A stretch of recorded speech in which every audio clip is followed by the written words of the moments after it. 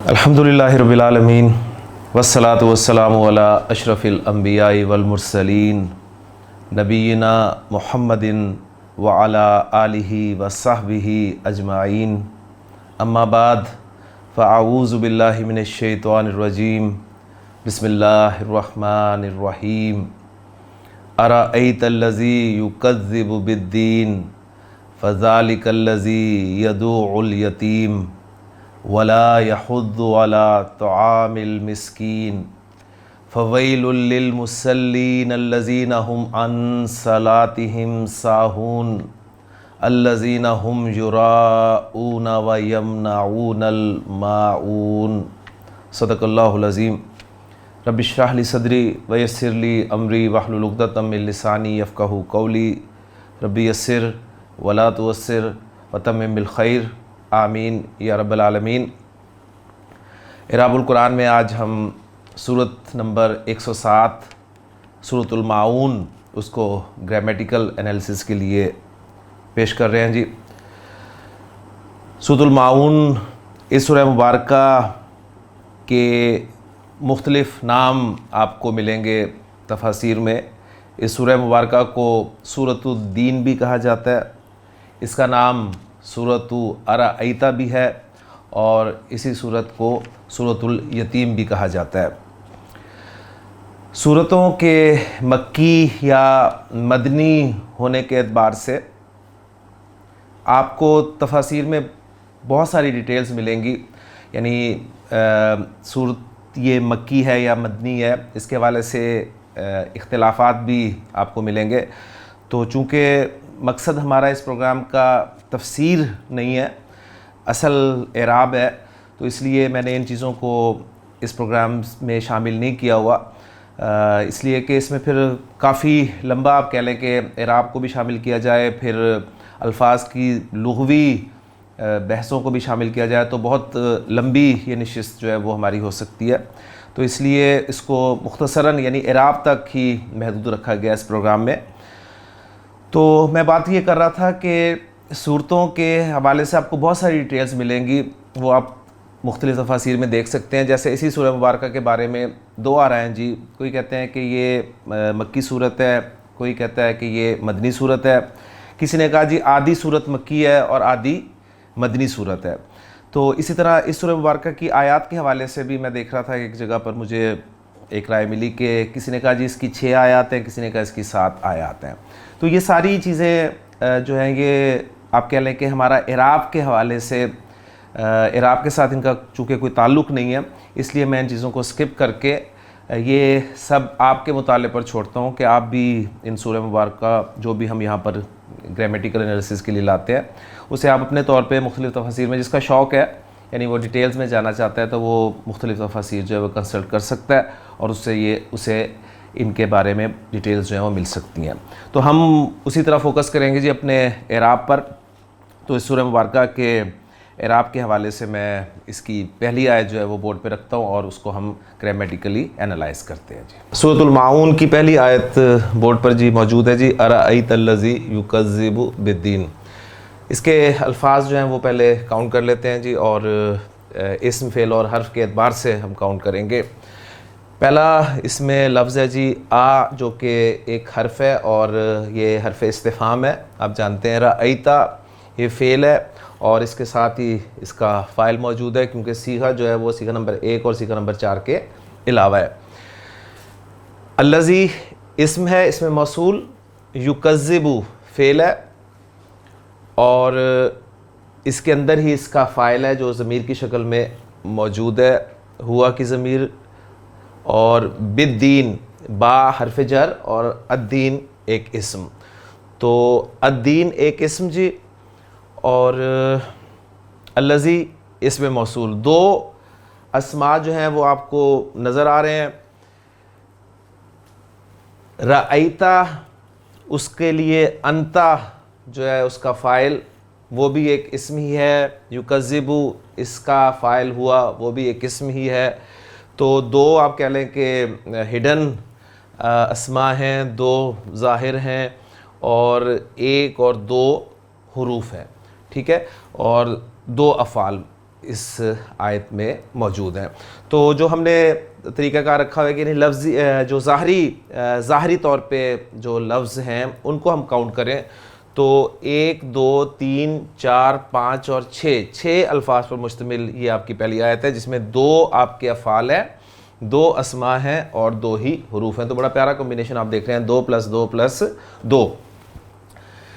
اس میں رأیتا جو ہے یہ را حمزہ یا، بہت دفعہ اس پہ بات ہو چکی ہے، با فتح یفتح سے آتا ہے رآ یرا رویتن.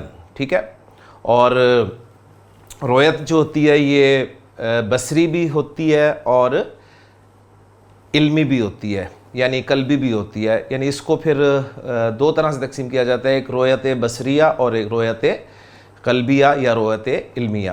تو رویت بصریہ سے مراد ہوگا آنکھوں سے دیکھنا، ٹھیک ہے، اور رویت قلبیہ جو ہوگا یا رویت علمیہ جو ہوگا اس سے مراد ہوگا کہ سوچنا، جاننا، پہچاننا، غور کرنا، ان معنی میں استعمال ہوتا ہے. پھر یہ اس کے بعد جو دوسرا فعل ہے، میں پہلے افعال کو سامنے آپ کے رکھ رہا ہوں کہ یکذبو، یہ آپ دیکھ رہے ہیں کہ یہ آپ کا فعل مضارع ہے، اور کاف زال با مادہ باب تفعیل، کذبا یکذبو تکذیباً، جھٹلانا کے معنی میں استعمال ہوگا. یعنی تصدیق کا اپوزٹ جو ہے وہ تکذیب ہے. تو صدق یصدق تصدیقاً، کذبا یکذب تکذیباً. باقی اس میں الدین کا لفظ استعمال ہوا ہے، جیسے کہ الفاتحہ میں پچھلی مرتبہ میں نے بات کی تھی، الحمدللہ رب العالمین الرحمن الرحیم مالک یوم الدین. یعنی وہاں پر الدین جو ہے وہ جزا و سزا یعنی یوم آخرت اس کے لیے استعمال ہوا ہے. تو دین کے ایک معنی تو جزا و سزا، ٹھیک ہے، یعنی وہ دن مراد ہے، یوم آخرت مراد ہے، اور دین ہمارا الدین دین اسلام بھی یہاں پر مراد ہو سکتا ہے. دونوں پاسبلٹیز آپ کو اس آیت میں ملیں گی.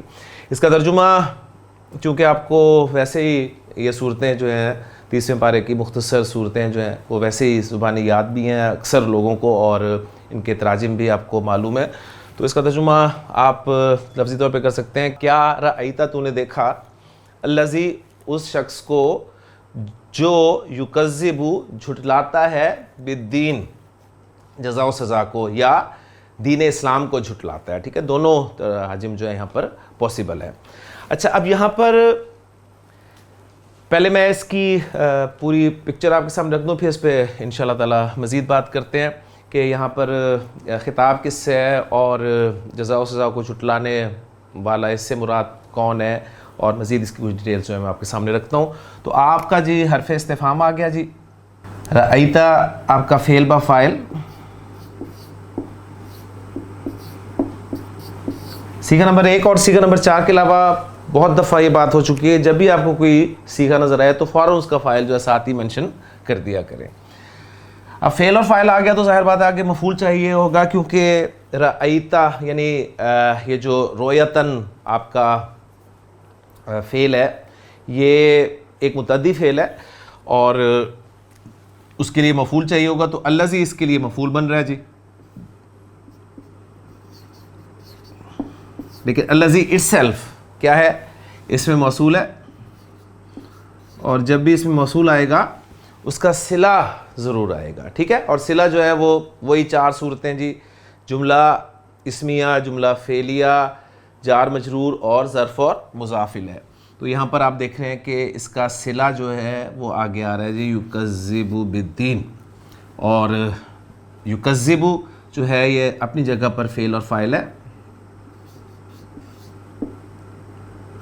اب حالانکہ یہ صیغہ نمبر 1 ہے، اس کا فائل کچا ہے، لیکن چونکہ آگے ہمیں حالت رفع میں کوئی اسم نظر نہیں آ رہا تو ہم اس کا فائل ساتھ ہی اب پکا کر رہے ہیں، تو یہ بھی فعل با فائل ہو گیا. اور کذب یکذب تکذیباً، یہ جھٹلانا، یہ بھی ایک متعدی فعل ہے اور اس کا مفعول جو ہے وہ دونوں طریقے سے آتا ہے جی. ڈائریکٹ بھی آتا ہے اور انڈائریکٹ بھی آتا ہے. یعنی direct means without any preposition, اور انڈائریکٹ آپ کہیں گے کہ یہ ود پریپوزیشن، تو با کی پریپوزیشن کے ساتھ استعمال ہوتا ہے. جیسے سورۃ الشمس میں آپ انشاءاللہ تعالیٰ آگے جا کے دیکھیں گے فَكَذَّبُوهُ فَأَكَرُوهَا، تو کذبوہ، کذب کذبا کذبو، کذبوہ، انہوں نے جھٹلا دیا اس کو. ٹھیک ہے، تو یکذب بالدین، یعنی با کی پریپوزیشن کے ساتھ بھی آیا اور وداؤٹ پریپوزیشن بھی آپ نے، میں نے ایگزامپل آپ کے سامنے رکھ دی. تو گویا ہم یہ کہہ سکتے ہیں کہ عربی زبان میں کذبہ یا کذبہ بیہی دونوں طریقے سے عربی زبان میں استعمال ہوگا. یہاں پر با کی پریپوزیشن آئی ہے، اور جار مجرور آپ کو پتہ ہے کہ چاہے مفعول آپ کا پریپوزیشن کے ساتھ ہی کیوں نہ آئے، ہم اسے جب اعراب کے طور پہ لیں گے نا تو ہم اسے متعلق ہی قرار دیتے ہیں. ٹھیک ہے، یعنی جب بھی حرف جر آ گیا تو پھر ترکیب میں اسے متعلق قرار دیا جائے گا. اب یعنی میں یہاں پر یہ نہیں کہوں گا کہ یہ اس کا بالدین جو ہے یہ اس کا مفعول ہے. ٹھیک، ہاں یہ کہہ سکتا ہوں کہ مفعول ہے اور محلن، محل کے اعتبار سے یہ منصوب ہے. صحیح، محلن منصوب ہے، لیکن یہاں پر چونکہ لفظاً مجرور ہے اور محل کے اعتبار سے یہ منصوب ہے، لیکن ترکیب میں ہم جار مجرور کو جو ہے وہ متعلق ہی کریں گے. ٹھیک ہو گیا. اب یہ با حرف جر ہو گیا آپ کا، اور الدین جو ہے یہ مجرور جو کہ متعلق بن گیا. اب دیکھیں پوری پکچر جو میں نے آپ کے سامنے رکھی تھی اسی کو میں نے آگے ایکسپلور کیا ہوا ہے. تو سمپلی بالدین جار مجرور ہے، یکذب فعل با فاعل ہے، فعل اپنے فاعل اور متعلق سے مل کر یہ صلہ بن گیا الذی اسم الموصول کے لیے، اور موصول و صلہ مل کر یہ مفعول بن گیا رأیتا فعل کے لیے، اور رأیتا فعل اپنے فاعل اور مفعول سے مل کر جملہ فعلیہ انشائیہ بن گیا جی. ٹھیک ہے، کیونکہ سوال ہو رہا ہے تو جملہ فعلیہ انشائیہ ہوگا. اب یہاں پر نوٹ کر لیں کہ یہ جو ضمیر عائد ہے وہ یکذب کے اندر جو ہوا کی ضمیر ہے وہی ضمیر عائد ہے. ٹھیک ہے نا، یہاں پر وہ فاعل کی ضمیر ہے، الذی یکذب بالدین، وہ جو جھٹلاتا ہے. ٹھیک ہے، تو یہ فاعل کی ہی ضمیر ہے، اس لیے آپ کو یہ مل رہی ہے. اور ضمیر عائد جب صلے میں آتی ہے تو اس پہ ہم بات کر چکے ہیں کہ اگر وہ فاعل کی ضمیر ہے تو وہ مینشن ہوتی ہے، اور اگر مفعول کی ضمیر ہوتی ہے اس کو ہم ہائڈ بھی کر سکتے ہیں، کہیں آپ کو مل جاتی ہے، کہیں آپ کو اسے شو کرنا پڑتا ہے. ٹھیک ہو گیا جی. تو یہ پہلی آیت کا انالیسس ہو گیا. یہاں پر حمزہ استفہام آپ دیکھ رہے ہیں. ہم نے اپنے بیسک لیکچرز میں پڑھا تھا کہ ایسے سوالات، یعنی سوالات دو طرح کے ہوتے ہیں عربی زبان میں. ایک سوالات وہ ہوتے ہیں جن کا جواب آپ ہاں یا نہ میں دے سکتے ہیں، اور دوسرے سوالات وہ ہوتے ہیں جن کا جواب آپ ہاں یا نہ میں نہیں دے سکتے، بلکہ ان کے لیے آپ کو تفصیل جو ہے وہ دینی پڑتی ہے. ٹھیک، مثلا میں نے آپ سے پوچھا جی کیا یہ قلم ہے، تو آپ نے اس کا جواب دیا جی ہاں. ٹھیک ہے، اگر میں پوچھتا جی کیا یہ سرخ قلم ہے، تو آپ اس کا جواب دیں گے جی نہیں.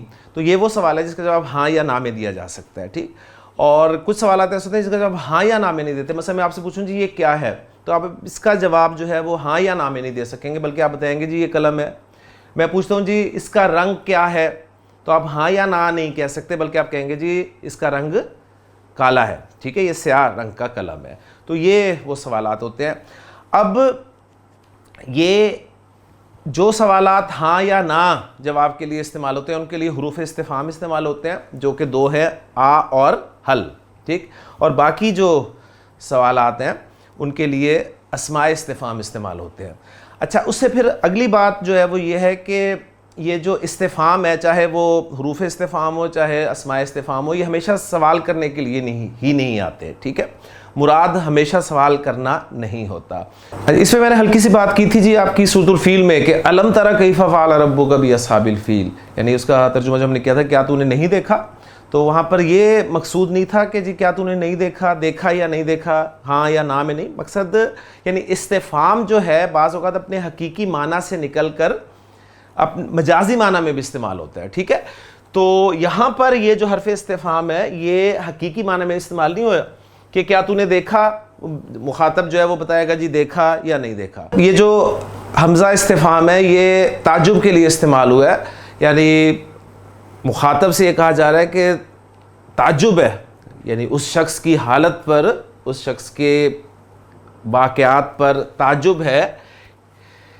اور پھر آگے جو آ رہا ہے رأیت الذی یکذب بالدین، یہاں پر رویت کے حوالے سے جو میں نے آپ کو بتایا کہ رویت دو طرح کی ہو سکتی ہے جی، بصری بھی ہو سکتی ہے، یعنی رویت بصریہ جسے کہا جاتا ہے، یعنی آنکھوں سے دیکھنا. تو مراد یہاں پر رویت بصریہ بھی ہو سکتی ہے کہ کیا تم نے آنکھوں سے دیکھا اس شخص کو.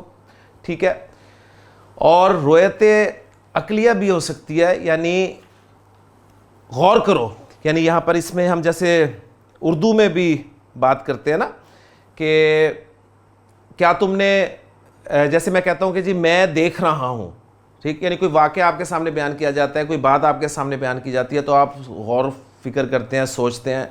تو کوئی آپ سے پوچھتے ہیں ہاں جی پھر، تو آپ کہتے ہیں جی ہاں میں دیکھ رہا ہوں. تو وہاں دیکھ رہا ہوں سے مراد کیا ہوتی ہے، یعنی آپ کہتے ہیں جی ہاں میں سوچ رہا ہوں، میں عقل اپنی استعمال کر رہا ہوں. ٹھیک ہے، تو ان معنی میں جو ہے وہ یہ استعمال ہو سکتا ہے. یعنی پہلی بات جو میں نے کی کہ دیکھنے کا مطلب یہاں آنکھوں سے دیکھنا بھی ہو سکتا ہے، کیونکہ آگے جن لوگوں کا حال بیان ہو رہا ہے یعنی وہ ہر دیکھنے والا اپنی آنکھوں سے دیکھ سکتا ہے. ٹھیک ہے، اور اس کا دوسرے معنی اگر رویت عقلیہ کے حوالے سے لیا جائے تو اس کے معنی جو ہیں وہ جاننا، سمجھنا اور غور کرنا بھی ہو سکتے ہیں. بالکل اسی طرح جیسا میں نے آپ سے کہا ہے کہ اردو زبان میں جس طرح ہم دیکھنے کا لفظ دوسرے معنی میں استعمال کرتے ہیں کہ میں کہتا ہوں جی میں دیکھ رہا ہوں تو مراد میری ہوتی ہے جی میں جانتا ہوں. ٹھیک ہے، اور مجھے اس کی خبر ہے، گویا اس طرح کا مفہوم جو ہے یہاں پر لیا جائے گا. اب یہاں پر دوسری بات یہ ہے کہ یہاں پر خطاب کس سے ہے، تو خطاب ظاہر بات ہے پہلا اگر ہم سامنے رکھیں تو خطاب نبی اکرم صلی اللہ علیہ وسلم سے ہے، لیکن آپ جانتے ہیں کہ اکثر جگہ پر اس کا ترجمہ آپ کو یہ ملتا ہے کہ اے مخاطب کیا تو نے دیکھا. تو مخاطب سے مراد نبی اکرم صلی اللہ علیہ وسلم تو ہیں ہی ہیں قرآن مجید کے اول مخاطب، لیکن کوئی بھی شخص ہو سکتا ہے. اور قرآن مجید کا یہ اسلوب ہے، انداز بیان ہے کہ ایسے موقع پر جب بھی آپ کے سامنے کوئی چیز آئے گی تو اس موقع پر ہر صاحب عقل اور سوچنے سمجھنے والے شخص کو قرآن مخاطب کرتا ہے کہ تم غور کرو، تم دیکھو. اب یہ تھا جی اس کا لفظی ترجمہ بھی ہو گیا، اس کا انالیسس بھی ہو گیا کہ ارأیت الذی یکذب بالدین، کیا تو نے دیکھا اس شخص کو جو جزا و سزا کو جھٹلاتا ہے یا دین اسلام کو جھٹلاتا ہے. اچھا، اس کے بعد اگلی آیت جو ہے وہ جن الفاظ سے شروع ہو رہی ہے وہاں پر پھر مزید کچھ چیزیں میں آپ کے ساتھ جی ڈسکس کرتا ہوں. جی دوسری آیت بورڈ پہ موجود ہے جی فذالک الذی یدعو الیتیم. ہاں جی الفاظ کاؤنٹ کر لیں. فا ایک حرف ہے، اس کے بعد ذالکہ آپ کا اسم، اس میں اشارہ، الذی اس میں موصول، یدعو فعل اور الیتیم اسم. تو ایک دو تین اسماء آپ کو نظر آ رہے ہیں، ایک فعل ہے اور ایک حرف. اچھا، اب اس میں یہ جو فا آ رہا ہے اس فا کے حوالے سے کچھ باتیں آپ کے ساتھ میں شیئر کروں گا کہ فا، کسی نے کہا کہ جی یہ فا سببیہ ہے. ٹھیک ہے، یعنی جس طرح عربی زبان میں فا مختلف معنی میں استعمال ہوتا ہے، فا عاطفہ بھی ہوتا ہے، ٹھیک ہے، فا استنافیہ بھی ہوتا ہے. ٹھیک ہے، استنافیہ آپ جب سمجھتے ہیں کہ بات نئی شروع ہو رہی ہے، اور فا عاطفہ جیسے کہ یعنی واؤ کے معنی میں استعمال ہوتا ہے اور وہ ترتیب کا اور تاکیب کا فائدہ دیتا ہے، یہ بھی آپ جانتے ہیں. مثلا میں کہتا ہوں کہ جاء زید فا حامد، یعنی زید اور حامد آئے، تو گویا اس نے عطف کا بھی کام دیا اور ترتیب کا بھی بتایا، تاکیب کا بھی بتایا کہ پہلے آیا جو ہے وہ زید اور اس کے بعد فوراً جو ہے وہ حامد آ گیا. ٹھیک ہے، تو یہ فا عاطفہ کہلاتا ہے. اور فا استنافیہ ہو جائے گا، نیا جملہ شروع ہو رہا ہے جس کا ترجمہ سمپل آپ اور کے ساتھ کر سکتے ہیں. تو یہاں پر فا جو ہے سببیہ کی کوئی رائے آئی ہے کہ جی یہ سببیہ ہے. جیسے عربی زبان میں کہا جاتا ہے کہ ضربت زیدن فماتا، ضربت زیدن فماتا، یعنی لفظی ترجمہ کریں آپ تو یوں ہوگا کہ ضربت زیدن، میں نے زید کو مارا، فماتا اور وہ مر گیا، یا میں نے زید کو مارا تو وہ مر گیا. اب بالکل ٹھیک ہے، سمپل سی بات ہوئی ہے، لیکن ہے یہاں پر فا یعنی سبب، مارنے کے سبب سے زید مر گیا. ٹھیک ہے، یعنی وہ سبب اس کے مرنے کا کیا بنا؟ مارنا. تو کسی نے کہا جی یہاں پر یہ فا جو ہے سبب کے لیے آیا ہے، سبب ہی ہے. اور فذالک الذی یدعو الیتیم، یعنی اس شخص کا دھکے دینا. ٹھیک ہے، یہ کیا بتا رہا ہے؟ یہ بتا رہا ہے کہ وہ جزا و سزا کو جھٹلاتا ہے، اس کا انکار کرتا ہے.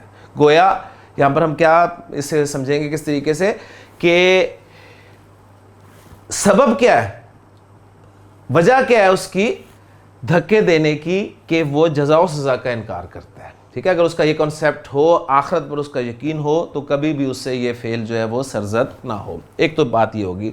دوسری فا جو ہے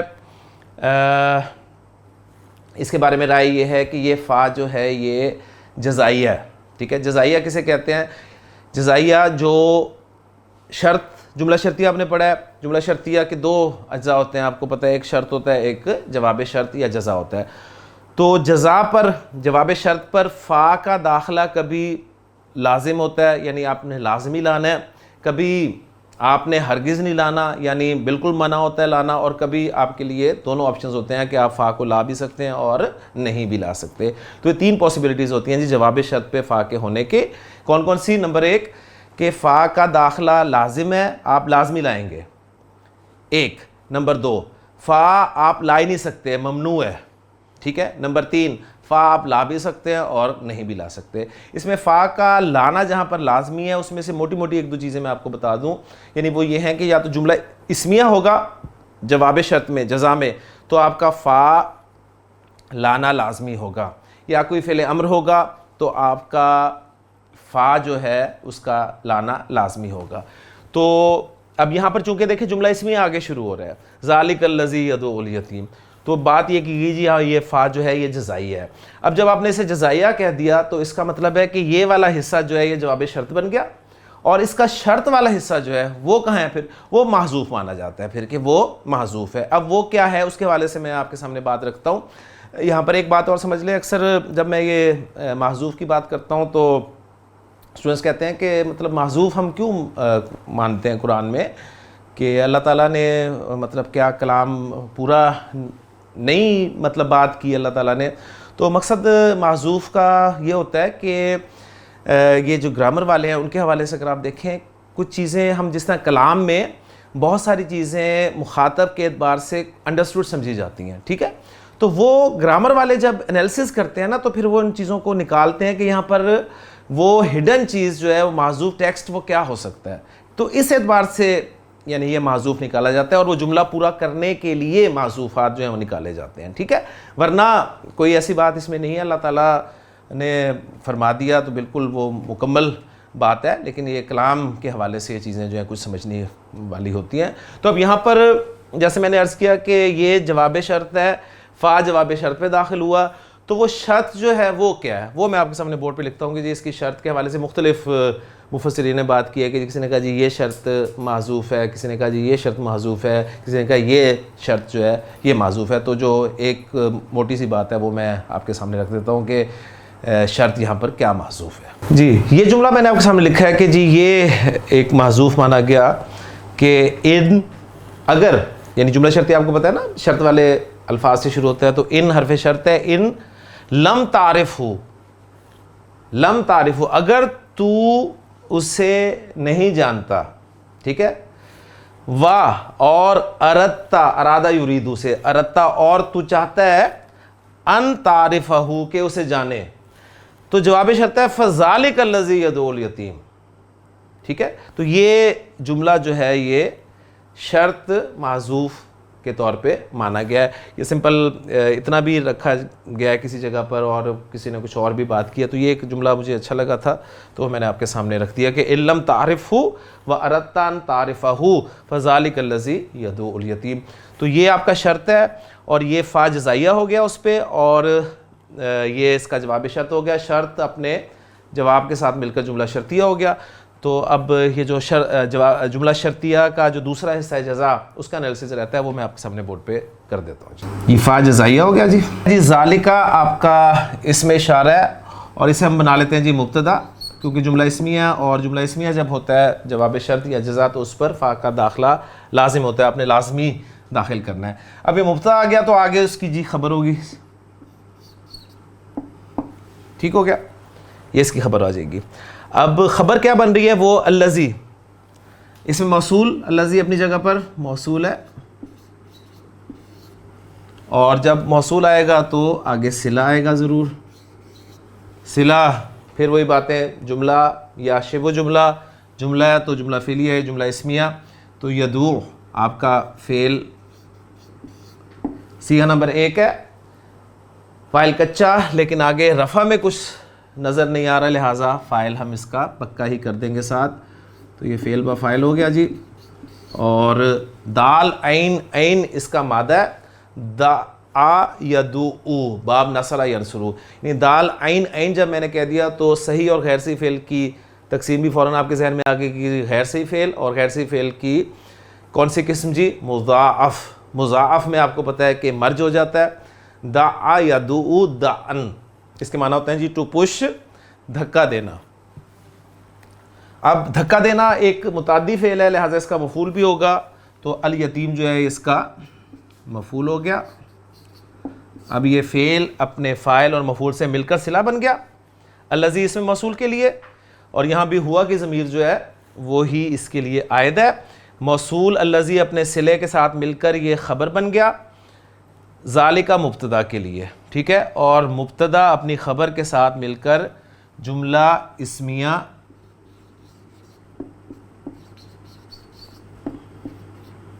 ٹھیک ہو گیا، جملہ اسمیہ خبریہ، اور یہ جواب شرط، شرط اپنے جواب شرط کے ساتھ مل کر ٹھیک ہے جملہ آپ کا شرطیہ بن گیا. اچھا، اس میں ایک رائے یہ بھی آئی ہے کہ یہ جو ذالک الذی یدعو الیتیم جو ہے، یہ آپ ذالکہ کو اس میں اشارہ بنائیں، اور الذی یدعو الیتیم یہ پورا جو ہے موصول اور صلہ یہ مشار الیہ بنا لیں. یعنی ذالکہ مبتدا نہ بنائیں، اس میں اشارہ بنا لیں، اور یہ جو جسے ہم نے خبر بنایا اسے مشار الیہ بنائیں. اب اس میں اشارہ اور مشار الیہ مل کر یہ کیا بنے گا؟ یہ بنے گا ایک مبتدا محذوف کی خبر، یعنی ہوا ذالکہ، ہوا ایک مبتدا محذوف مانا جائے گا، فہوا ذالک الذی یدعو الیتیم. ٹھیک ہے، بس وہ ہے، یعنی وہی تو ہے جو یتیم کو دھکے دیتا ہے. تو ایک رائے یہ بھی موجود ہے، اور اگر یہ رائے اختیار کی جائے تو ہم نے جو جملہ اسمیہ میں باتیں کی ہوئی ہیں اپنے بیسک کورس میں کہ ہمارا کون کون سا مرکب جو ہے وہ مبتدا بن سکتا ہے اور کون کون سا مرکب خبر بن سکتا ہے، تو ہم نے اس میں آپ کو یاد ہوگا کیا تھا کہ آپ کا مرکب توصیفی، مرکب اضافی، مرکب اشاری یہ مبتدا بن سکتے ہیں. ٹھیک ہے، مرکب جاری کبھی بھی مبتدا نہیں بن سکتا. اور خبر کے طور پہ ہم نے لیا تھا کہ جی مرکب توصیفی اور اضافی تو مبتدا بنتے ہیں، اور مرکب جاری بھی اصل خبر کی غیر موجودگی میں خبر بن سکتا ہے. ٹھیک ہے، تو ساتھ یہ بتایا تھا کہ مرکب اشاری کبھی خبر نہیں بن سکتا. تو یعنی ایک وہاں سے ہم نے مبتدا سے ہٹایا تھا مرکب جاری کو، اور خبر سے ہٹا دیا تھا مرکب اشاری کو. لیکن اگر ہم یہاں پر وہ والا فارمولہ لگائیں نا کہ ہوا مبتدا اور ذالک الذی، تو اشارہ اور مشار الیہ یعنی مرکب اشاری آپ کا خبر بن گیا. تو یہاں پر وہ پھر اسے بھی آپ ریوائز کر لیجئے گا کہ پاسبلٹی ہے مرکب اشاری کے خبر بننے کی، یعنی وہ بھی خبر بن سکتا ہے. تو یہ اس آیت کا انالیسس ہو گیا. یہاں پر یدعو کو میں نے ایکسپلین کر دیا. یتیم کے حوالے سے میں کچھ آپ کو مطلب بتانا چاہتا ہوں کہ یتیم کہا کسے جاتا ہے. جی یہ 3 لفظ میں نے آپ کے سامنے لکھے ہیں جی. ایک ہے یتیم، یتیمن نکرہ میں لکھا ہے، جیجن یہ، اور اللتیم. 3 لفظ ہے جی. یہ یتیم کہا جاتا ہے جی جو تنہا ہو، یعنی جس کا باپ موجود نہ ہو اسے یتیم کہا جاتا ہے. اور جانوروں کے حساب سے نوٹ کر لیں کہ جانوروں میں جس کی ماں نہ ہو اس کو یتیم کہا جاتا ہے عربی زبان میں. اچھا، اس کے بعد دوسرا لفظ ہے جو اجیجن. یہ لفظ استعمال کیا جاتا ہے عربی زبان میں جس کی ماں موجود نہ ہو. ٹھیک ہے، اور اللتیم کا لفظ اس فرد پر بولا جائے گا جس کے ماں باپ دونوں موجود نہ ہوں. تو یہ 3 لفظ ہیں جی. یتیم جس کا باپ موجود نہ ہو، اجیٌ جس کی ماں موجود نہ ہو، اور التیم عربی زبان میں کہیں گے جس کے ماں باپ دونوں موجود نہ ہوں۔ پھر یتیم کے حوالے سے ہمارے ہاں آپ نے دیکھا ہے کہ 60 70 سال کے لوگ بھی یتیم ہوتے ہیں، لیکن یتیم کی ڈیفینیشن کس پہ اپلائی ہوتی ہے اس کے حوالے سے عربی زبان میں، یعنی اس کی اصطلاحی تعریف جو ہے وہ یہ کی جاتی ہے کہ من مات ابوہ وہو دون البلوغ، من مات ابوہ یعنی جس کا باپ مر گیا، وہو دون البلوغ، ٹھیک ہے، یعنی ایسا نابالغ لڑکا یا لڑکی جس کا والد، جس کا باپ فوت ہو جائے، ٹھیک ہے، کیونکہ حدیث میں نبی قسم کے الفاظ ملتے ہیں کہ بلوغت کے بعد یتیمی نہیں رہتی، یعنی یتیم جو ہوگا وہ اس وقت تک ہی ہوگا جب تک وہ بالغ نہیں ہے، ٹھیک ہے، تو نابالغ کا باپ مر جائے تو اسے یتیم کہیں گے، ٹھیک، یعنی کہ ہمارے ہاں جس طرح میں نے عرض کیا کہ ہمارے 70 سال کے بزرگ جو ہوتے ہیں وہ بھی کہتے ہیں جی میں یتیم ہوں۔ یتیم ڈیفینیٹلی اس طور پہ تو ہم کہہ سکتے ہیں جی ان کے والد نہیں ہیں، لیکن یتیم کا جو اطلاق، اس لفظ کا اطلاق ہوگا وہ اسی شخص پر ہوگا جو کہ نابالغ ہے، ٹھیک ہو گیا۔ تو یہاں پر یہ بھی آگے آپ کے سامنے جی۔ اچھا، اس میں اب ایک بات کہ یتیم کو دھکے دینا سے مراد کیا ہو سکتا ہے جی؟ یتیم کو دھکے دینا سے مراد یہ بھی ہو سکتا ہے کہ یتیم کا حق مارنا، ٹھیک ہے، یہ بھی مراد ہے، یعنی کہ فزیکلی آپ اسے دیکھیں کہ جو کہ یتیم کو دھکے دے رہا ہے وہی آخرت کا انکار کر رہا ہے، یعنی اس کا یتیم کا حق مار رہا ہے تو وہ بھی یتیم کو دھکے دینے کے برابر ہے۔ یتیم کوئی مدد مانگنے کے لیے آتا ہے تو وہ اسے بجائے اس کی مدد کرنے کے لیے اس کو دھتکارتا ہے، اس پہ ظلم کرتا ہے، تو یہ سارے معنی جو ہیں یہ یتیم کو دھکے دینے کے یعنی اس لفظ میں جو ہے وہ آ جائیں گے۔ تو یہاں پر اب آپ کو بتایا جا رہا ہے کہ جی ان 2 آیات میں کہ ذرا غور کرو اس شخص کی حالت پر، یعنی اے مخاطب ذرا غور کرو اس شخص کی حالت پر جو جزا و سزا کا انکار کرتا ہے۔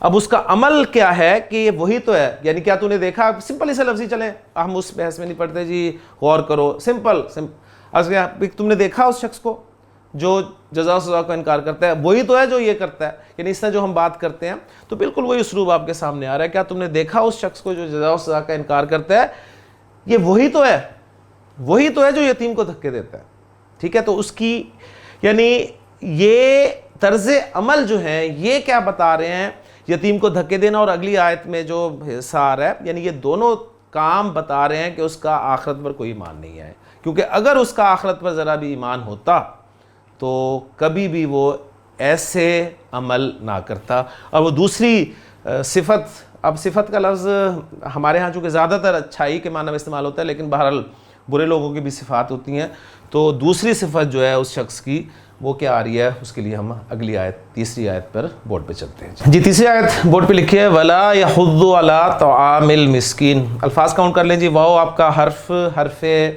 عطف، ٹھیک ہے، کیونکہ پچھلی آیت پر یہ عطف ہو رہا ہے۔ لا حرف نفی، فعل مضارع آگے آ رہا ہے تو اس کی نفی کے لیے آیا ہے، تو یہ فعل مضارع میں نے بتا دیا۔ 2 حروف، ایک فعل، علا، پھر ایک حرف آ گیا تو 3 حروف ہو گئے، ایک فعل، طعام اسم اور المسکین اسم، 2 اسماء، ایک فعل اور 3 حروف پر مشتمل یہ آیت ہے، اور واو عاطفہ کے ذریعے اس کو ہم بنا دیں گے جی معطوف، اور ذالک الذی یدعو الیتیم، وہ جو ہم نے جواب شرط یا جزا بنایا تھا پورا، اسے اب جواب شرط نہیں بلکہ اسے معطوف بنائے گے، معطوف اور معطوف علیہ کو ملا کر پھر جواب شرط ہم یہ بنا دیں گے، ٹھیک ہو گیا جی۔ اب اس میں میں بتا چکا ہوں واو آپ کا عطف ہے، لا حرف نفی ہے، ہا ضاد ضاد مادہ، ہا ضاد ضاد۔ بیسک کورس میں جب میں نے مضاف پڑھایا تھا تو اس وقت میں نے پریکٹس کے دوران یہ مادے خاص طور پہ کروائے تھے، دال عین عین اور ہا ضاد ضاد، اور آپ کو پتہ ہے کہ مضاف جو ہے یہ نصر ینصر سے کثرت سے آتا ہے، ٹھیک ہے، تو یہ بھی ہا ضاد ضاد باب نون، حضا یا خدو، حضن، اس کے معنی ہوتے ہیں جی کسی کو رغبت دلانا، ٹھیک ہے، تو یہ رغبت دلانا کے معنی میں استعمال ہوتا ہے، اکسانا، ترغیب دینا، ان معنی میں۔ اور علی طعام المسکین، طعام ہوتا ہے جی کھانا، اور المسکین مسکین ہے، مسکین کی اگر میں باقاعدہ اس ڈیفینیشن میں جاؤں تو شاید ہم میں سے کوئی بھی شخص اس کی تعریف سے باہر نہ نکلے، ہم سبھی شاید مسکین بن جائیں، لیکن بہرحال مسکین ہمارے ہاں جن معنی میں موٹے معنی میں استعمال ہوتا ہے وہ آپ جانتے ہیں. اب یہاں پر طعام کا لفظ استعمال ہوا ہے جی. لفظی ترجمہ اس کا ہوگا کہ اور وہ مسکین کے کھانے پر ترغیب نہیں دیتا, یا مسکین کے کھانے پر ترغیب نہیں دلاتا. اب یہاں پر طعام جو ہے یہ یا تو اطعام کے معنی میں ہے, ٹھیک ہے, یعنی طعام کے معنی ہوتا ہے کھانا اور اطعام کے معنی ہوتے ہیں کھلانا. تو یعنی مسکین کے کھلانے پر رغبت نہیں دلاتا, یہ مراد ہو سکتی ہے.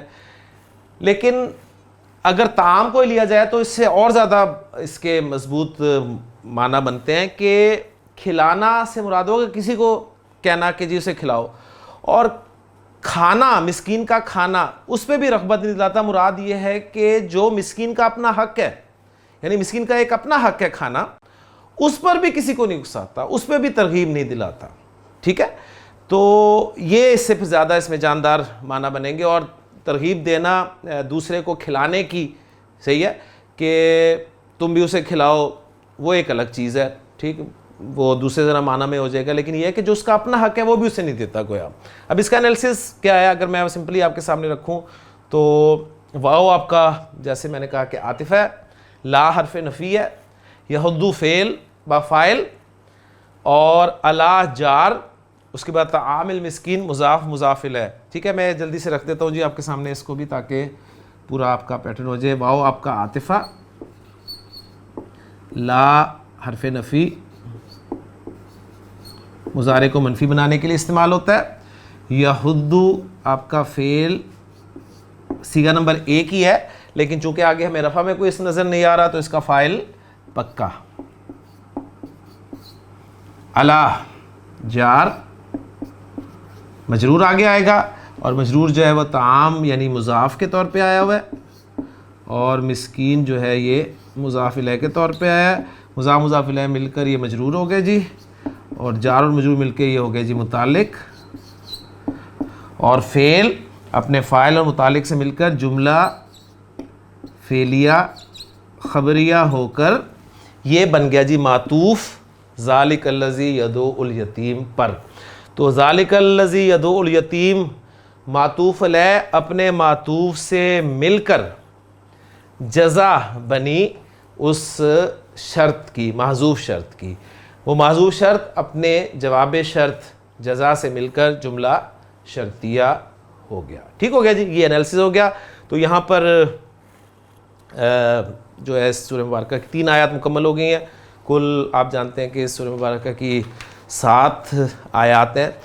تو یہاں تک ایک رائے ہے کہ جو میں نے آپ کے سامنے رکھی نا, مختصر میں یعنی نہ چاہتے ہوئے بھی وہ ذکر یہاں پر کر رہا ہوں کہ کچھ نے کہا کہ جی ان آیات کے حساب سے یہ مکی صورت ہے, یا یہ مکی آیات ہیں, اور اگلی جو ہیں وہ مدنی جو ہے آیات ہیں, کیونکہ اس میں آگے ذکر آ رہا ہے جی فویل للمصلین الذین هم عن صلاتهم ساہون, یعنی منافقین کا تذکرہ ہے.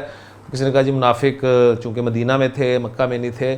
لیکن اگر سمپلی اس کو اگر اس طریقے سے دیکھا جائے نا تو یہ اصل میں اس کا طرز عمل چل رہا ہے اسی شخص کا جو جزا و سزا کو یا دین اسلام کو نہیں مانتا.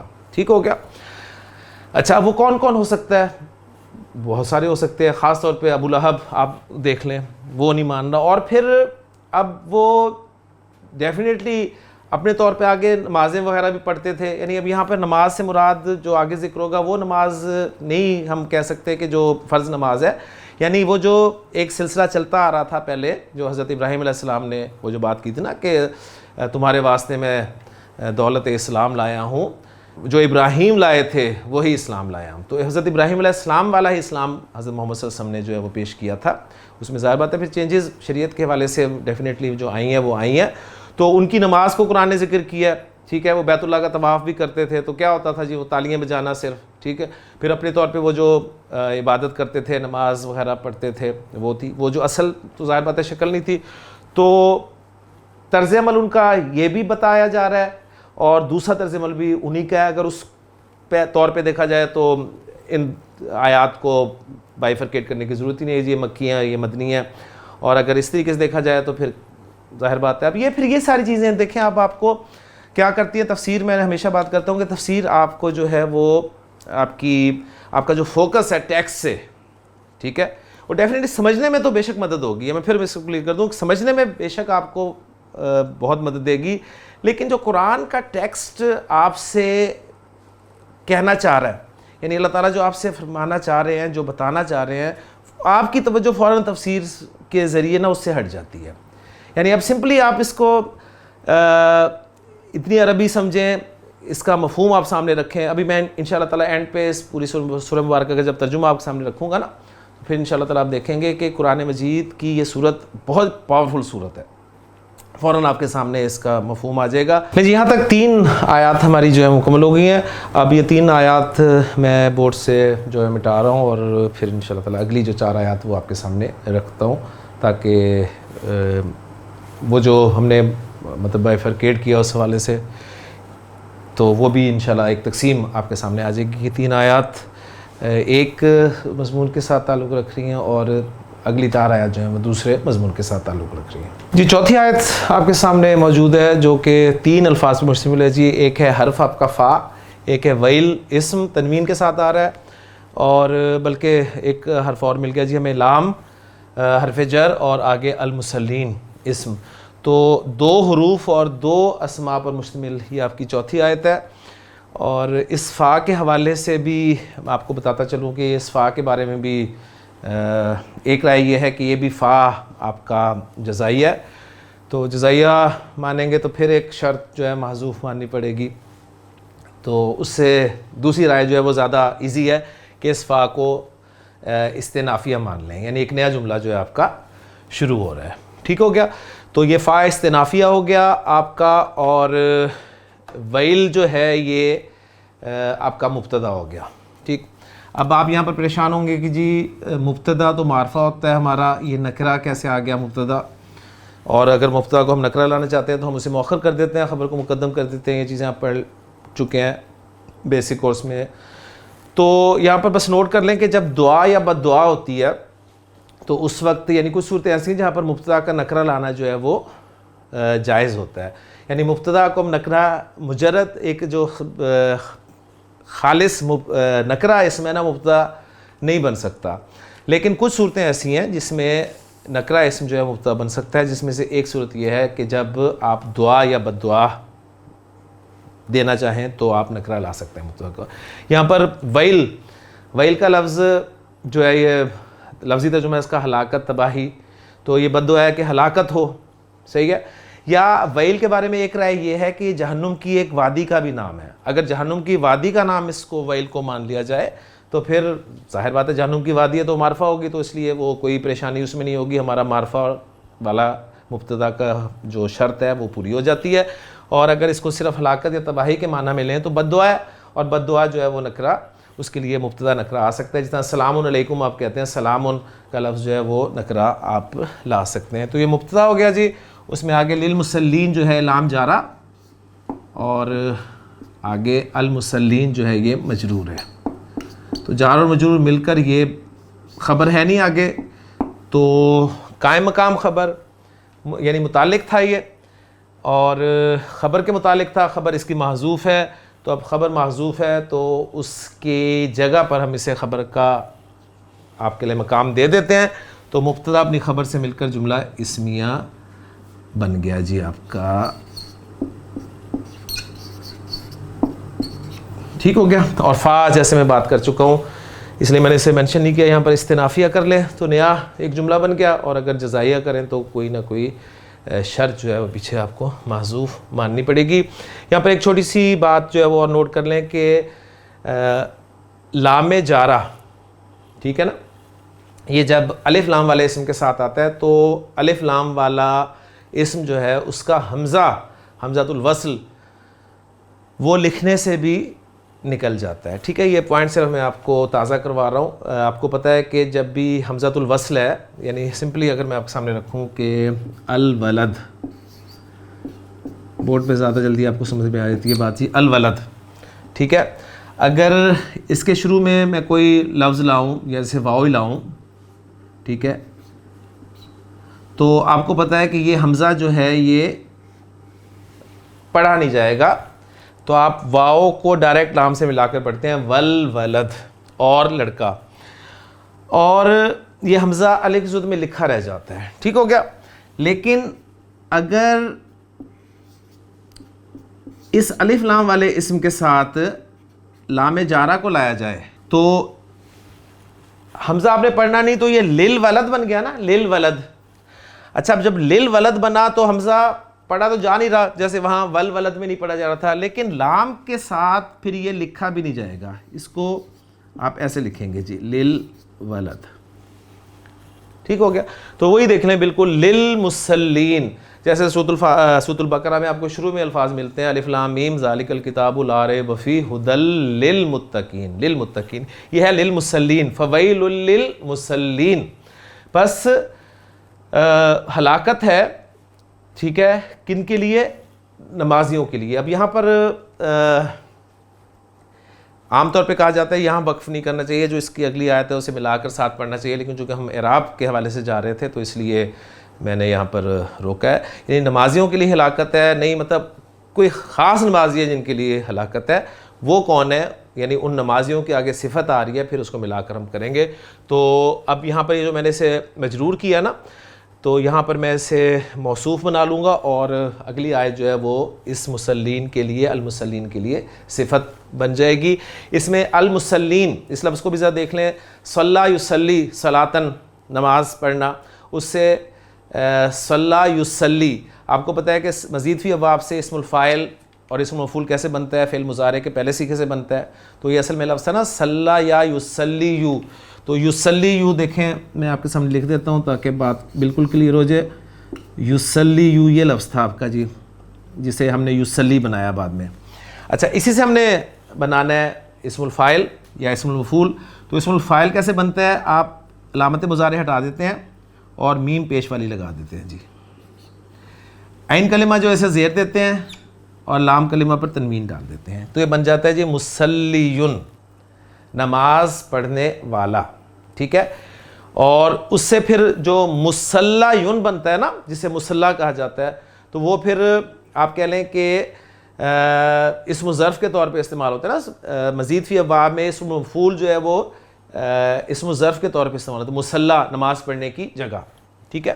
تو مصلیون، جسے پھر ہم الف لام جب لگائیں گے تو یہ بن جائے گا المصلی، اور یا کے بغیر ہم اسے لکھیں گے تو یہ بن جائے گا جی مسلن. ہادیون، ہادن، وادیون، وادن، اس میں منقوص کا قاعدہ، مسلیون، مسلن، ٹھیک ہے. تو جمع پھر مسلیون، مسلیون بنا لفظ جمع کا. اور مسلیون جب بنا تو کیا کیا آپ نے جی؟ دو حروف علت اکٹھے ہو رہے تھے، مادے کا اور سیغے کا. مادے کا آپ نے گرا دیا، پیچھے زیر تھی، مٹائی، زبر ہوتی تو رہنے دیتے، اس واو کے مناسب حرکت دی تو یہ بن گیا جی مسلون. اور مسلون اونا ساؤنڈ جمع مذکر کی ساؤنڈ ہے، اس سے حالت رفع میں اس سے نصب اور جر کیا ہوتی ہے؟ مسلینا، ٹھیک ہو گیا. تو یہ بھی سارا حل ہو گیا. تو یہاں پر المسلین یعنی نماز پڑھنے والے. اب کون نماز پڑھنے والے مراد ہیں وہ اگلی آیت میں آپ کے سامنے لکھتا ہوں تو انشاءاللہ تعالی بات بالکل کلیئر ہو جائے گی. لیں جی آیت نمبر 5 آپ کے سامنے، الذین هم عن صلاتہم ساہون. الفاظ کو کاؤنٹ کر لیں. الذین اسم موصول پکا ہو گیا الحمدللہ، ہم اسم ضمیر، ان حرف، صلاتہم مضاف مضاف الیہ. وہی قاعدہ نوٹ کر لیں، متصل ضمائر اسم کے ساتھ آئیں گے تو مضاف مضاف الیہ کنسٹرکشن بنے گی. اسم، ساہون اسم، 1 2 3 4 5 اسماء اور ایک حرف پر مشتمل آپ کی 5ویں آیت ہے جی. اب میں نے آپ کو بتایا کہ الذین چونکہ اس میں موصول ہے، معرفہ ہوتا ہے، اور معرفہ کے لیے صفت بنتا ہے، تو المصلین کو ہم موصوف قرار دیتے ہیں جی، ٹھیک ہے. اور الذین هم عن صلاتہم ساہون کو صفت قرار دے دیں گے، ٹھیک ہے. تو پھر یہ موصوف صفت مل کے مجرور ہو جائے گا اس جار کے لیے، اور باقی ترکیب آپ اس حساب سے دیکھ لیں گے. اس کا انالیسس میں آپ کے سامنے رکھ دیتا ہوں جی. الذین اس میں موصول ہے، اس میں موصول آیا، صلہ آگے آئے گا، صلہ جملہ، شبہ جملہ، جملہ ہے تو جملہ فعلیہ، جملہ اسمیہ، اور آج ہمارا غالباً پہلا جملہ اسمیہ جو ہے وہ صلہ بن کر آ رہا ہے. ہم مبتدا ہو گیا جی آپ کا، مبتدا تو آگے خبر ہوگی. مبتدا ہم اور ساہون یہ آپ کی خبر ہے جی، یہ آپ کی خبر ہے، لیکن اس سے پہلے ان صلاتہم جو ہے اس کو بھی دیکھ لیں. ان آپ کا جار ہے جی، حرف جر. صلاتہم مضاف الیہ جیسے میں نے پہلے کہا، مضاف الیہ مل کر یہ مجرور ہو گیا، اور جار مجرور مل کر یہ متعلق مقدم. ٹھیک ہے، جار مجرور کسی نہ کسی کے متعلق ہوتا ہے، 8 چیزوں کے متعلق ہوتا ہے. تو کس کے متعلق ہے؟ یہ ساہون. ساہون اسم الفاعل ہے، ساہون اس کے متعلق ہے. سین ہا اور واو، صاحب جسے ہم کہتے ہیں نا، سجدہ صاحب بھی ہم جو کرتے ہیں، ساہون ہم کہتے ہیں، یہ ساہون ہوگی غلطی ہم سے، تو صاحب بھول جانا. تو اس سے اسم الفاعل کیا بنے گا جی؟ اگر آپ دیکھیں تو یہ بنے گا جی صاحبن. صاحبن بنا، اور آپ کو پتہ ہے واو سے پہلے زہر ہو تو اس کو یا میں چینج کر دیا جاتا ہے، تو یہ بن گیا جی صاحیون. اور صاحیون جب بن گیا تو وادیون، ہادیون، ابھی جو مسلیون والا قاعدہ اپلائی ہوتا تھا اس کے مطابق یہ بن جائے گا جی ساہن، بھولنے والا. اور اس کی جمع ساہیونا، مسلیونا، یا نکل گئی تھی، یہاں سے بھی یا نکل گئی ساہیونا میں سے، تو وہ بن گیا جی ساہونا. تو ساہونا اسم الفاعل جمع کا صیغہ ہے، اور یہ جار مجرور جو ہے یہ اس کے متعلق ہے، خبر کے ساہون کے متعلق ہے. تو مبتدا اپنی خبر سے مل کر یہ جملہ اسمیہ خبریہ ہو کر یہ بن گیا جی صلہ، اور موصول و صلہ مل کر یہ بن گیا جی صفت المصلین کی، موصوف کی. موصوف المصلین اپنی صفت کے ساتھ مل کر مجرور، یہاں بھی میں موصوف بھی لکھ دوں تاکہ وہ چیز آپ کے سامنے پکی بھی ہو جائے. موصوف صفت سے مل کر مجرور، جار مجرور مل کر خبر. تو یہ آیت بھی آپ کے سامنے ہوگی. ترجمہ کچھ ہوگا، وہ نمازی، ایسے نہیں ترجمہ کریں گے، ایسے اگر ہم کریں نا تو پھر وہ نکرہ لانا پڑتا ہے اس کو. ٹھیک ہے، تو بس ہلاکت ہے، تباہی ہے، ویل ہے ان نمازیوں کے لیے جو بھولے ہیں اپنی نمازوں سے. اس سے مراد کیا ہے؟ مفسرین کہتے ہیں جی اللہ کا شکر ہے، اللہ نے یہ نہیں فرمایا کہ الذین ہم فی صلاتہم ساہون، اپنی نمازوں میں بھولے ہوئے ہیں. نمازوں میں بھول جو ہے وہ تو پھر ہم سب ہی اس کی پکڑ میں آ جاتے، اور نماز میں بھول تو وہ ہو جاتی ہے، لیکن نمازوں سے بھولنا، اس سے کیا مراد ہے؟ اس کے حوالے سے پھر بات یہ کی گئی ہے جی اس میں کہ نماز سے بھولنا کیا ہے؟ یہ ہے کہ نماز کو پڑھنا ہی نہ، یا تو ٹھیک ہے نماز سے غافل ہے، یعنی یہاں پر غفلت میں ہے نا، بھول جانا، غافل ہونا، نمازوں سے غافل ہے. نمازوں میں غافل ہونا، تو نمازوں میں ہم غفلت تو برتتے ہیں، نمازوں میں یعنی نمازوں میں ہمارا دھیان کبھی ادھر چلا جاتا ہے، کبھی ادھر چلا جاتا ہے، پھر ادھر واپس آ جاتے ہیں، پھر ادھر چلے جاتے ہیں، پھر تو غفلت نماز میں تو ہو جاتی ہے. لیکن نمازوں سے غافل ہونے سے مراد وہ لوگ ہوں گے جو نمازوں کو باقاعدگی سے نہیں پڑھتے، کبھی پڑھ لی، کبھی نہیں پڑھی، کبھی بس گزر گئی، اور کبھی لیٹ کر کے پڑھی. ٹھیک ہے، وقت گزرتا گیا، اینڈ ٹائم جب آخری وقت رہ گیا تو اٹھے جلدی سے اور تیزی سے سجدہ رکوع کیا، صحیح طریقے سے نماز نہ پڑھی.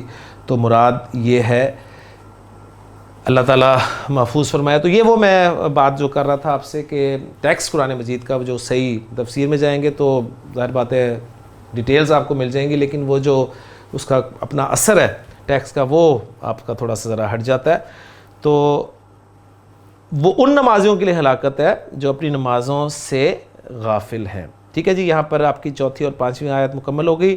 اب چھٹی آیت میں لکھتا ہوں اور اس کے بعد ایک ہی آیت رہ گی انشاءاللہ تعالیٰ، اس کے سورۃ مبارکہ کو ہم مکمل کرتے ہیں. جی چھٹی آیت ہے جی الذین ہم یراؤون. الذین پھر آپ کا اسم موصول آ گیا جی، پہلے میں اس کو ساتھ ہی انالیسس بھی اس کا کر لوں. الذین اسم موصول آیا تو صلہ جملہ ہے تو جملہ فعلیہ ہو گیا، جملہ اسمیہ تو جملہ اسمیہ ایک اور ہمارے سامنے آ گیا جی. ہم آپ کا مبتدا اور یراؤون آپ کی خبر، مبتدا خبر مل کر جملہ اسمیہ ہو کر صلہ، موصول صلہ مل کر اب کیا بنائیں جی اس کو؟ پہلے ہم نے الذین هم عن صلاتهم ساہون کو صفت بنائی تھی اس موصوف کے لیے المصلین کے لیے، تو اب اس کو صفت نمبر 1 کر دیں، اور الذین هم یراؤون اس کو کر دیں جی صفت نمبر 2، صفت ثانی۔ الفاظ پر بات کر لیں جو ہم سکپ کر گئے ہیں۔ الذین اسم، ہم اسم، یراؤون فعل، 2 اسماء ایک فعل پر مشتمل آیت نمبر 6۔ یراؤون را حمزہ یا مادہ باب مفاعلہ، فاعلہ یفاعلو، کیا بن گیا جی؟ را آیا یرائیو، را آیا یرائیو، چینجز کے بعد بن گیا جی را آ یرائی، را آ یرائی مراعتن یا رعاءن۔ آپ کو پتہ ہے کہ باب مفاعلہ کے 2 مصادر آتے ہیں، مفاعلتن یا فعالن، جاہد یجاہد مجاہدتن یا جہادن، رعایا یرائیو مراعتن یا رعاءن، دکھاوا کرنا، ٹھیک ہے، دکھاوا، ریاکاری۔ تو یراؤون جمع مذکر غائب کا صیغہ جی مضارع میں، یراؤون راء یرائی، یرائی، یرائیون، یرائیون، یا نکلی پھر واؤ کے نسبت پیش دے دی، اصل میں کیا تھا یہ؟ یرائیون یہ تھا، یرائیون یہ تھا لفظ۔ 2 حروف علت اکٹھے ہوئے، مادے کا حرف علت ڈراپ ہو گیا، پیچھے اگر زبر ہوتی، ٹھیک ہے، پیچھے کا زبر ہوتی تو صیغہ تیار تھا، زبر نہیں ہے، زیر ہے تو مٹائی اور اس صیغے کے حرف علت کے مناسب حرکت دے دی تو یراؤون بن گیا۔ الذین هم یراؤون، وہ جو دکھاوا کرتے ہیں، ریاکاری کرتے ہیں، ٹھیک ہے، اس کو ہم نے صفت بنا دیا جی۔ اور الحمدللہ یہاں پر آیت 6 مکمل ہوگی، 7ویں آیت کیا ہے وہ بھی لکھتا ہوں، اور پھر اس سورہ مبارکہ کا انشاءاللہ تعالی ہمارا اختتام ہو جاتا ہے جی۔ لے جی 7ویں اور آخری آیت آپ کے سامنے موجود ہے جی۔ وَيَمْنَعُونَ الْمَاعُونَ، واؤ حرف ہے، یمنعون فعل ہے، الماعون اسم ہے، تو 3 الفاظ پر مشتمل یہ آپ کی آیت ہے۔ واؤ آپ کا عاطفہ ہو گیا جی، حرف عطف، اور یمنعون آپ کا فعل با فاعل، صیغہ نمبر 3 ہے فعل مضارع کا، صیغہ نمبر 1 اور 4 کے علاوہ تو فاعل پکا، فعل با فاعل، اور الماعون اس کا مفعول ہو گیا جی۔ حالت نصب میں آپ دیکھ رہے ہیں معونہ، فعل اپنے فاعل اور مفعول سے مل کر جملہ فعلیہ خبریہ ہو کر ہم اسے بنائیں گے جی معطوف،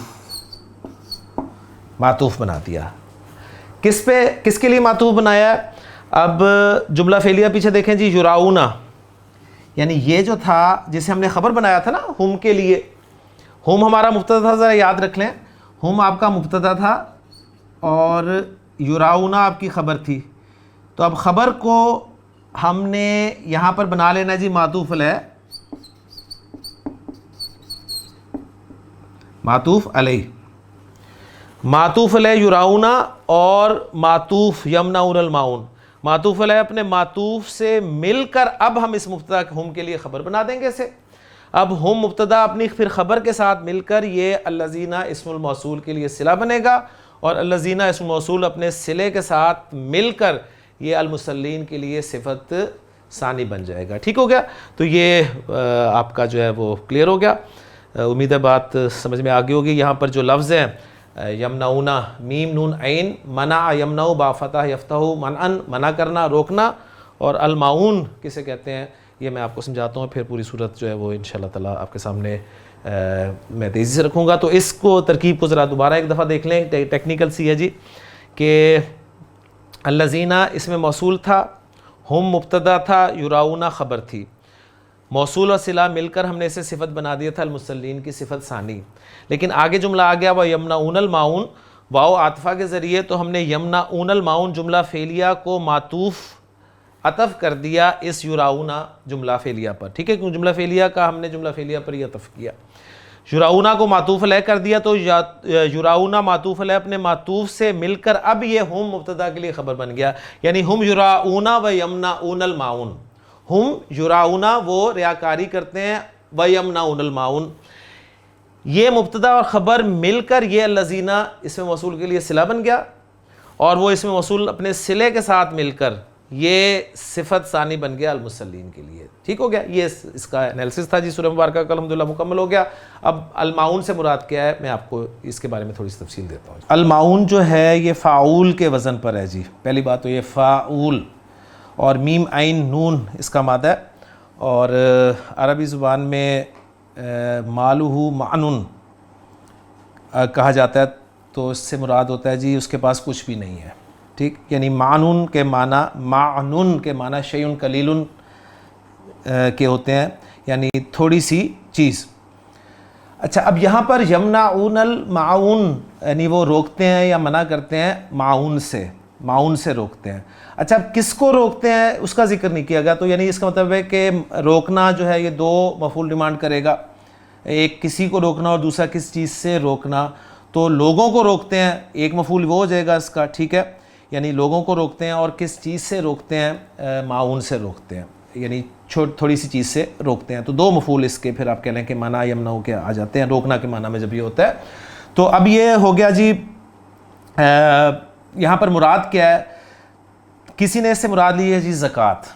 ٹھیک ہے، زکوٰۃ کیونکہ وہ تھوڑی ہوتی ہے، یعنی پورے مال کا 2.5% ہوتی ہے، اس لیے کسی نے کہا جی یہ اس سے مراد جو ہے وہ زکوٰۃ ہے. کسی نے کہا کہ اس سے گھر میں برتنے والی چیزیں مراد ہیں جو پڑوسی ایک دوسرے سے عاریتاً مانگ لیتے ہیں، یعنی کوئی چھوٹی موٹی چیز مانگ لی. کبھی کسی نے آج کے دور میں کہیں گے تو چارجر مانگ لیا کسی نے جی موبائل کے لیے چارج کرنے کے لیے. یعنی پہلے تو مثالیں لکھتی ہیں نا، ملی آپ کو لکھی ہوئی ملتی ہیں کہ جی کسی نے آگ انگارہ لے لیا، کسی نے کوئی چھری لے لی، کوئی اس طرح کی چیزیں. اب وہ چیزیں ہمارے اب یہ زمانے کے ساتھ ساتھ جو ہے بدلیں گی چیزیں. تو آج ہم کہیں گے جی چارجر مانگ لیا کسی نے اگر ذرا مزید اچھے اس میں چلے جائیں تو کہیں گے جی کسی نے گاڑی مانگ لی. لیکن بہرحال اب یہ علماء سے آپ کو کنفرم کرنا پڑے گا کہ یہ برتنے کی چیزیں ہیں، اس کیٹیگری میں آتا ہے یعنی. لیکن بہرحال مراد یہ ہے کہ جس کی عام کوئی ویلیو نہ ہو. ٹھیک ہے، تو گاڑی کی تو بہت ویلیو ہوتی ہے بہرحال. تو بہرحال یہ اپنی جگہ پر ایک موضوع ہے. تو مراد یہ ہے کہ سورہ مبارکہ کو اب ذرا سامنے آپ رکھیں. میں آپ کے سامنے اس کو تیزی سے رکھتا ہوں کہ ارأیت الذی یکذب بالدین. اب آپ کو ترجمہ سارا آ گیا ہے، اعراب بھی سمجھ میں آ گیا ہے کہ کیا تو نے دیکھا اس شخص کو جو جزا و سزا کو جھٹلاتا ہے. فذالک الذی یدعو الیتیم، وہی تو ہے جو یتیم کو دھکے دیتا ہے. ولا یحض علی طعام المسکین، اور مسکین کے کھانے پر بھی رغبت نہیں دلاتا. فویل للمصلین، یعنی ایک مضمون اگر آپ کہہ لیں اس حساب سے تو اگر مکی حصہ مانا جائے اسے تو وہ وہاں پر ختم ہو گیا. اب یہاں پر ذکر ہو رہا ہے فویل للمصلین، پس ہلاکت ہے، تباہی ہے، بربادی ہے، یا ویل نامی جہنم ہے ایسے ان نمازیوں کے لیے، ایسے نہیں ان نمازیوں کے لیے الذین هم عن صلاتهم ساہون، وہ جو اپنی نمازوں سے غافل ہیں، نمازوں سے غافل ہیں. الذین هم یراؤون ویمنعون الماعون، اور ان نمازیوں کی دوسری صفت یہ ہے، ایک تو وہ اپنی نمازوں سے غافل ہے، ٹھیک ہے، اور دوسری ان کی صفت یہ ہے کہ الذین هم یراؤون ویمنعون الماعون، ریاکاری کرتے ہیں اور عاریتاً یعنی جو استعمال کی معمولی چیزیں ہیں وہ بھی مانگنے پر نہیں دیتے، یعنی اس سے بھی رکتے ہیں. ٹھیک ہو گیا. تو اب یہ دیکھیں بات وہی ہے کہ اگر ڈیٹیل میں تفسیر میں جائیں گے تو اس سورہ مبارکہ کا جو اپنا ایک اثر ہے وہ ختم ہو جاتا ہے. پھر آپ ڈیٹیلز میں چلے جاتے ہیں جی یہاں کیا مراد ہے اور یہ ہے وہ ہے ساری. قرآن مجید ہمارا جو مقصد پڑھنے کا اس وقت یا ویسے بھی ہدایت اس کا اصل مقصد ہے، اور ہدایت کے لیے ظاہر بات ہے جہاں پر دیکھیں احکام کا جہاں تک تعلق ہے اس کے لیے ڈیفینیٹلی ہمیں علماء سے رجوع کرنا ہے، ان کے پاس جانا ہے، ان سے سمجھنا ہے ان باتوں کو. لیکن جو ایک ہدایت موٹی ہدایت سطح پر ہدایت موجود ہے اس کے لیے میں سمجھتا ہوں کہ آپ کو اتنی کم عربی آنی چاہیے کہ قرآن مجید پڑھیں. اب اس سورہ مبارکہ میں آپ سمپلی اسے رکھیں اور اسے اپنے اوپر اپلائی کرنے کی کوشش کریں کہ جیسے صحابہ کیا کرتے تھے کہ کوئی آیت نازل ہوئی تو وہ دیکھا کرتے تھے کہ آیت میرے لیے نازل تو نہیں ہوئی، یعنی اس میں اتنے سارے واقعات آپ کو ملتے ہیں. ٹھیک ہے، حضرت ثابت بن قیس رضی اللہ تعالیٰ عنہ نے اپنے آپ کو بند کر لیا. ٹھیک ہے، جب وہ آیت نازل ہوئی تھی کہ یا الذین آمنوا لا تقدموا بین یدی اللہ ورسولہ واتقوا اللہ اور کہ لا ترفعوا اصواتکم فوق صوت النبی، تو اس حوالے سے انہوں نے اپنے آپ کو انہوں نے کہا جی میرے لیے آیت نازل ہوئی ہے. تو صحابہ جب بھی قرآن مجید کی کوئی آیت سنتے تھے تو یہی سمجھ کر سنتے تھے یا اسے دیکھتے تھے کہ یہ ہمارے لیے نازل ہوئی ہے. اب ہمارا مسئلہ یہ ہے کہ ہم جب بھی قرآن مجید کی کوئی آیت پڑھتے ہیں یا سنتے ہیں تو ہمیشہ یہی سمجھتے ہیں کہ یہ آیت صحابہ کے لیے نازل ہوئی تھی یا یہ فلاں کے لیے نازل ہوئی تھی یا فلاں کی نازل ہوئی تھی. ہم گویا اپنے آپ کو اس سے بالکل فارغ سمجھتے ہیں. لیکن اگر آپ صرف اتنی عربی سمجھیں اور آپ دیکھیں کہ آپ اس سورہ مبارکہ کی جگہ باقی ابو لہب کے بارے میں نازل ہوئی، جی کسی نے کہا جی عاص بن وائل کے بارے میں نازل ہوئی، کسی نے کچھ کہا، سکھ وائل بن عاص، جو بھی ہے سارا وہ اپنی جگہ ٹھیک ہے. لیکن اصل قرآن کی ہدایت یہی ہوگی کہ ہم دیکھیں کہ ہمارے اندر تو نہیں کوئی ایسا طرز عمل. ابو لہب کا ذکر ہے اگر تو ابو لہب والی عادتیں ہمارے اندر تو نہیں ہیں. منافقین کا تذکرہ ہے، جی منافقین کی نمازوں کا ذکر ہے، تو کہیں منافقین والی نمازیں تو نہیں ہم پڑھ رہے ہیں. یعنی یہ ہم نے اپنا جائزہ لینا ہے، ٹھیک ہے نا. یعنی یتیم دیکھ لیا آپ نے اور آپ کے ذہن میں فوری طور پہ یہ آیت آنی چاہیے کہ ارأیت الذی یکذب بالدین فذلک الذی یدعو الیتیم. اگر آپ نے کسی یتیم بچے کو دھتکار دیا، اسے ڈانٹ دیا، تو فوری طور پہ آپ کے ذہن میں آنا چاہیے کہ میں نے قرآن مجید کی اس آیت کے حوالے سے جو ہے وہ اس کی نافرمانی کی ہے. اب یہ اس سے انشاءاللہ آپ کے عمل میں جو ہے بہتری پیدا ہوگی، ٹھیک ہے. کیونکہ جزا و سزا یعنی آخرت عمل میں بہتری لانے کے لیے سب سے پکا ایمان جو ہونا چاہیے وہ آخرت کا ایمان ہی ہے، ہم جانتے ہیں، ٹھیک ہے نا. اکاؤنٹیبلٹی آپ کے ذہن میں ہوگی تو انشاءاللہ تعالی ہمارا عمل سیدھا ہوگا. اسی طرح نماز آپ پڑھ رہے ہیں، اب نماز آپ کے سامنے آئے یا نمازوں سے غافل ہیں، آپ کہتے ہیں ہاں یار میں بھی غفلت برت دیتا ہوں، بعض اوقات اپنے کام میں ایسا مصروف رہتا ہوں کہ اذان بھی ہو رہی ہوتی ہے میں نماز کی طرف نہیں جاتا، تو میں نماز سے غافل ہی رہا. وقت گزر گیا پورا کا پورا، اپنے کسی فنکشن میں، کسی میٹنگ میں، گپ شپ میں، دوستوں کے ساتھ آپ نے ایسا ٹائم گزار دیا پتہ ہی نہیں چلا. تو یہ نماز سے غفلت ہی ہے اور کیا ہے، ٹھیک ہے. تو سمپلی اس کا مفہوم اپنے اوپر رکھیں اور انشاءاللہ تعالی پھر آپ دیکھیں گے کہ کیسے قرآن مجید آپ کے لیے ہدایت بنتا ہے. اور اگر اسی چکر میں ہم رہیں گے کہ جی یہ دیکھیں نا بات وہی کہ جی یہ ان کے لیے نازل ہوئی، مکہ کے ان لوگوں کے لیے، یہ مدینہ کے منافقین کے لیے نازل ہوئی، صحیح ہے. تو ہمارے لیے تو کچھ بھی نہ بچا قرآن میں، ہم تو فارغ ہو گئے، ہمارا تو ذکر ہی نہیں ہے قرآن میں. جبکہ اللہ تعالیٰ نے قرآن مجید میں واضح فرما دیا لقد انزلنا الیکم کتابا، ہم نے تمہاری طرف ایک ایسی کتاب نازل کی ہے جس میں تمہارا ذکر ہے.